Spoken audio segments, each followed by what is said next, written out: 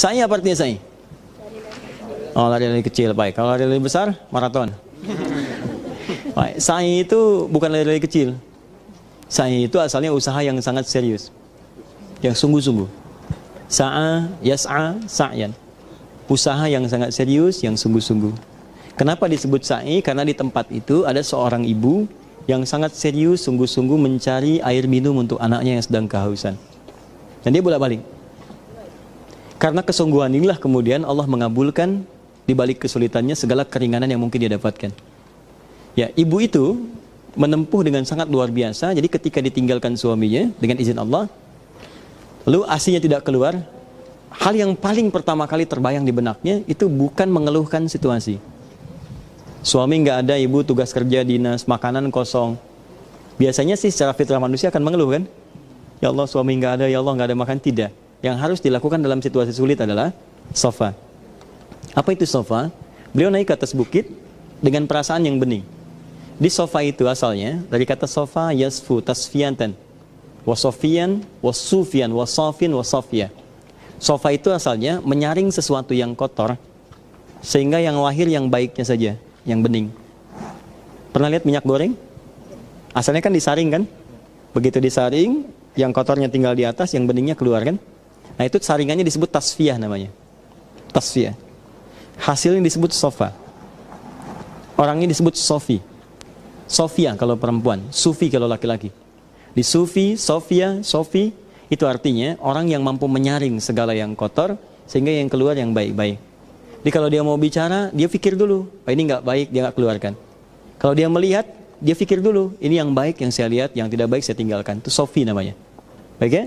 Sufi adalah orang yang bersyariat, melatih diri dengan mendekat kepada Allah, bersyariat, berzikir, salat, baca Quran, sehingga dengan itu dia menjadi dekat dengan Allah dan dipelihara dari segala hal yang buruk. Jadi yang keluar yang baik-baik. Nah, kenapa disebut Bukit Sofa? Karena pada saat Sayyidah Hajar itu naik ke bukit itu, beliau menepikan segala yang tidak baik terhadap Allah. Prasangkanya baik semua. Nggak mungkin saya diperintahkan oleh Allah ke sini kecuali akan diberikan kebaikan. Walaupun suami nggak ada, walaupun segala nggak ada, ini amanah. Pasti Allah nggak akan pernah menugaskan sesuatu kecuali diberikan solusinya. Allah nggak akan pernah memberikan beban kecuali diberikan kemudian segala kemudahan di dalamnya. Maka ketika keyakinan itu tiba, apa yang terjadi? Diberikan kemudian semangat 2 kali lipat. Jadi kalau orang mengatasi masalah dengan keyakinan, itu masalah itu akan mengecil. Tapi kalau belum apa-apa udah pesimis, makin besar masalahnya. Jadi kalau Bapak Ibu, teman-teman sedang punya masalah, hal pertama dilakukan adalah yakin itu akan selesai. Ya, prasangka baik sama Allah. Jadi kalau Anda berprasangkanya buruk, itu menambah masalah. Bebannya berat gitu. Maka itu pelajaran Bukit Sofa. Jadi kalau sudah pulang dari umrah, Anda punya masalah di rumah tangga kah, di pekerjaan di kantor, pertama prasangka baik dulu pada Allah. Ini pasti akan selesai. Allah pasti mudahkan. Tidak pernah diberi kesulitan kecuali ada kemudahan. Inna ma'al usri yusra. Nggak pernah saya diberikan amanah kecuali saya mampu menanggungnya. La yukallifullahu nafsan illa usaha. Setelah itu usaha. Ya, nggak cukup dengan tawakal, ikhtiar dulu. Pasti selesai, tapi nggak ngapain. Saya lapar ya Allah, pasti kenyang, tapi nggak makan, mustahil. Ya, karena itu cari dengan sungguh-sungguh. Maka Anda berangkat turun, berangkat, ya, terus, kan? Allahu Akbar kabira, alhamdulillahi katsira, subhanallahi bukratan wa asila, la ilaha illallah, Allahu Akbar, ya. Teruskan lagi, kalau mau disempurnakan boleh. Ya, la ilaha illallah wallahu akbar, la ilaha illallah wahda, sadaqa wa'da, wa nasara 'abda, wa 'azza junda, wa azamal ahzaba wahda, la ilaha illallah wallahu akbar, Allahu akbar wa ilahil hamd. Jalan sampai kedua tadi yang hijau tadi. Di semua mengagungkan Allah, saya yakin denganmu ya Allah, kau pasti akan berikan kekuatan kepada saya, kau pasti akan menangkan saya, kau pasti akan tepikan segala masalah saya, kau pasti akan bantu saya dari orang-orang yang mengisangi saya. Minta, kau pasti yakin akan menolong saya ya Allah. Jalan, ikhtiar.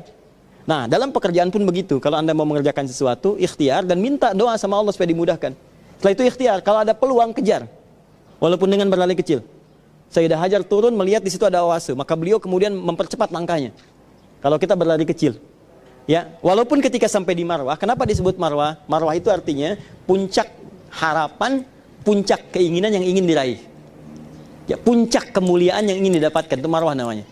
Ya, kalau Anda bekerja apa targetnya? Jadi direktur? Itu marwah Anda. Kalau Anda jabatan, pengen jadi apa? Ya, di kepolisian jadi Kapolri. Ya, di TNI jadi Panglima. Itu marwah namanya. Jadi kalau pengen sesuatu jangan tanggung. Yang paling tinggi sekalian.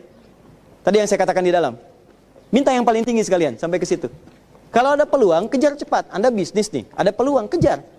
Ya, sepanjang itu sesuai dengan hukum Allah. Kejar, kalau perlu berlari dengan kecil. Tapi ingat, Allah, tidak semua yang akan kita kejar seketika hasilnya sesuai dengan yang kita harapkan. Karena Sayyidah Hajar pun ketika datang ke sini, Masya Allah, ternyata nggak ada apa-apa, cuma fata morgana. Kosong. Tapi apakah putus asa? Tidak. Putus asa, bunuh diri? Tidak. Ya, apa yang terjadi? Sampai di sini, beliau balik lagi, nyari lagi ke sofa. Mungkin di sofa yang ada.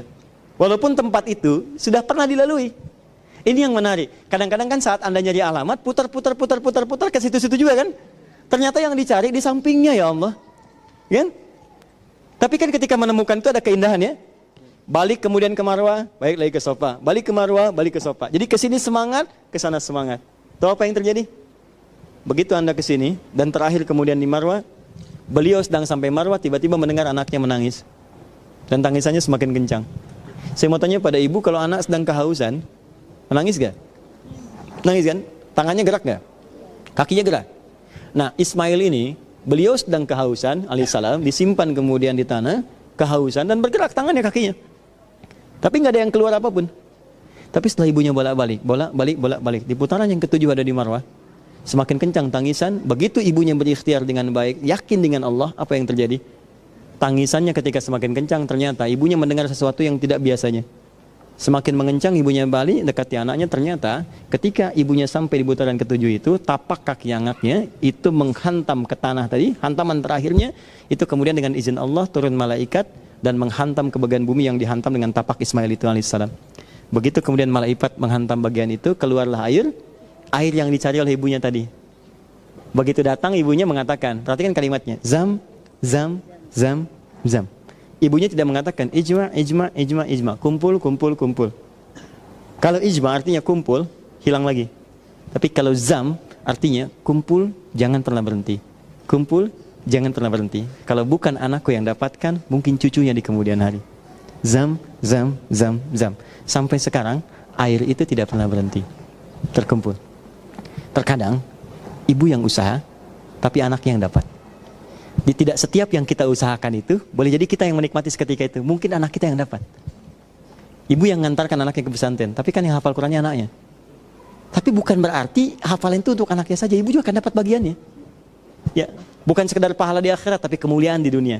Betapa banyak anak yang hafal Quran, bapak ibunya belum hafal, tapi ketika haji bapak ibunya ikut. Ketika ditanya orang tuanya, yang dimuliakan ibunya, bapaknya. Padahal yang hafal anaknya. Jadi pekerjaan itu, kalau kita niatkan karena Allah, tidak akan ada yang sia-sia. Kalau bukan kita yang dapatkan saat itu, pasti Allah akan turunkan pada keturunan kita yang akan meraihnya. Karena itu ketika Anda sa'i, maka niatkan karena Allah. Boleh jadi di situ, kalau bukan kemudian orang tuanya, maka semua keluarganya Allah akan berikan kemuliaan. Itulah sa'i. Jadi prinsip terbesar dalam bekerja itu, jangan hanya untuk sendiri. Jangan sampai ada suami-suami cari kerja hanya untuk pribadinya aja. Ya maaf ya, beli barang untuk sendiri, beli handphone, beli mobil sendiri, tidak. Anda itu bekerja untuk kembali pada keluarga. Sama prinsip saya demikian. Jangan sampai juga pekerjaan yang kita kerjakan melupakan harta terindah yang ada di rumah, keluarganya semuanya. Itu terakhir, kalau sudah selesai maka spirit saya akan membawa kita semangat dalam bekerja. Nggak ada orang pulang umroh malas kerja. Ayo pulang. Mulai kemudian semangat lagi, kerja lagi. Dan kalau sudah sukses, maaf ya, prinsip yang kedua, kalau sudah sukses dari seorang anak, jangan merasa sukses sendirian. Boleh jadi peran Anda cuma 30%, 70%-nya itu ibu yang bolak-balik Safa Marwah.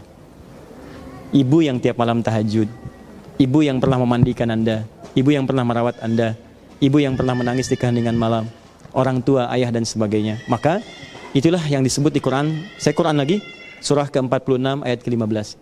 Kalau seorang sudah sukses seorang anak, maka libatkan orang tua untuk mendapatkan bagian dari kesuksesan itu, walaupun cuma doanya. Walaupun dimulai dengan doanya, Rabbi auzi'ni an ashkura ni'mataka allati an'amta alayya wa ala walidayya. Ya Allah, mohon bimbing hamba untuk mensyukuri nikmat yang telah Engkau berikan kepada hamba dan juga kepada orang tua hamba. Artinya kalau Anda mendapatkan kenikmatan, coba orang tuanya berikan. Kalau sudah nggak ada, ya niatkan sedekah untuk orang tua, ya kan? Haji, umrah, badal dan sebagainya itu.